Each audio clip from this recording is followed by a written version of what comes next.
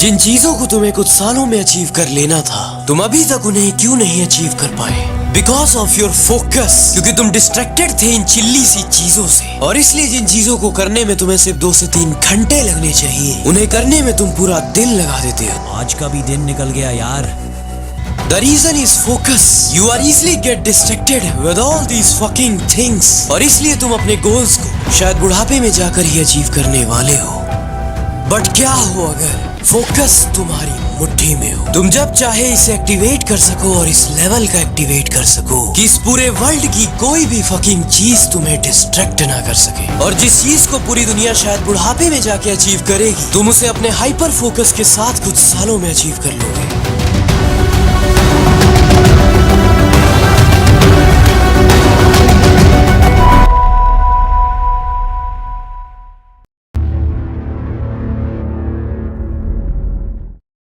ये है उन लोगों के पूरे दिन का ग्राफ जो अपने लाइफ में हाईली सक्सेसफुल हैं और वो अपने काम को कभी टालते नहीं हैं और वो इतने फोकस के साथ काम कर पाते हैं कि ये चिल्ली सी चीजें उन्हें डिस्ट्रैक्ट नहीं कर सकती। और इसलिए वो अपनी लाइफ में इतना सब कुछ इतनी जल्दी अचीव कर पाते हैं। और ये है उन लोगों के पूरे दिन का ग्राफ जो अपनी लाइफ में कुछ खास अचीव कर नहीं पाए हैं। ये लोग चीजों को बाद में करने के लिए टालते हैं क्योंकि काम को करने का मन ही नहीं करता और पूरा दिन डिस्ट्रैक्टेड रहते हैं। और पता है इन दोनों में इतना बड़ा डिफरेंस क्यों है? क्योंकि जो तुम ये लाइन देख रहे हो, ये लाइन डोपामिन की लाइन है। और ये 1% लोग इस डोपामिन की गेम को बहुत अच्छी तरह से समझते हैं। ये है इनके सुबह से लेकर शाम तक का डोपामिन का ग्राफ। ये कोई भी ऐसी चीज जो इन्हें बिना किसी अचीवमेंट के डोपामिन के हिट्स दे, उन्हें हाथ भी नहीं लगाते। मतलब no social media, no TV and no fucking time pass with family and friends. और पॉर्न तो बिल्कुल भी नहीं।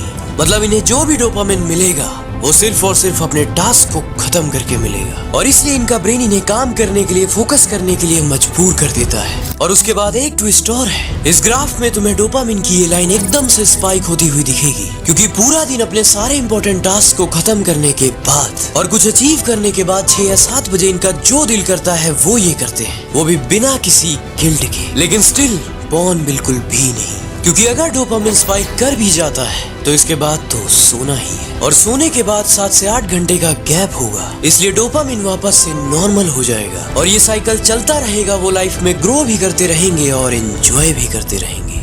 और वहीं तुम सुबह या दिन में रेस्ट करने के नाम पे, खुद को फ्रेश करने के नाम पे दूसरों के अचीवमेंट्स को देखकर डोपामिन के हिट्स ले लेते हो। और फिर जब तुम काम करने बैठते हो तब तुम्हें मजा नहीं आता।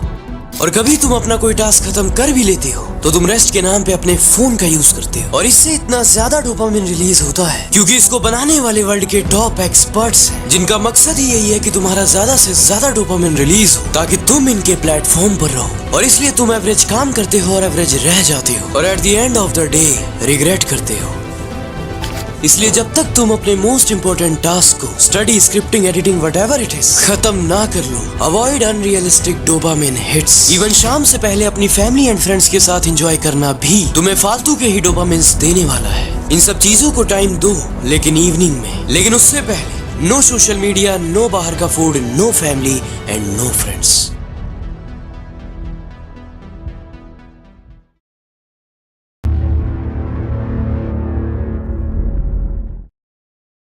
अगर तुम भी अपने पूरे दिन में करने वाले 36 टास्क को अपने सामने लिख कर रख देते हो कि मेडिटेशन करना है, पढ़ाई करनी है, स्क्रिप्टिंग करनी है, एडिटिंग करनी है, तो ये तुम्हारी सबसे बड़ी गलती है। क्योंकि इस चीज से तुम्हारा माइंड किसी चीज को करने से पहले ही थक जाएगा और तुम्हें बार बार कंफर्टेबल चीजों से डिस्ट्रैक्ट करेगा। इसलिए अपने ब्रेन के साथ खेलना सीखो। तुम्हारे ब्रेन के सामने सिर्फ एक टास्क होना चाहिए जो सबसे पहले करना है, और उसे एक बड़े से पेज पर लिख कर अपनी दीवार पर लगा दो। और अगर तुम्हारे पास व्हाइट बोर्ड है तो और अच्छी बात है। और तुम्हारे पूरे दिन के बाकी सारे टास्क कहीं और लिखे होने चाहिए। और जब तक तुम अपना ये पहला टास्क खत्म ना कर लो, बाकी किसी भी टास्क के बारे में सोचना भी मत। और साथ में उस टास्क को खत्म करने में अप्रॉक्स जितना टाइम लगना चाहिए उससे थोड़े से कम का टाइमर लगा लो। और इस चीज से तुम्हारी स्पीड, तुम्हारा फोकस, तुम्हारे सोचने की पावर, सब कुछ नेक्स्ट लेवल पर चला जाएगा। और जैसे ही तुम अपना सबसे पहला टास्क खत्म कर लोगे, तुम्हारा ब्रेन तुम्हें खुद ही कहेगा, चल ये काम खत्म कर दिया, अब दूसरा कौन सा करना है।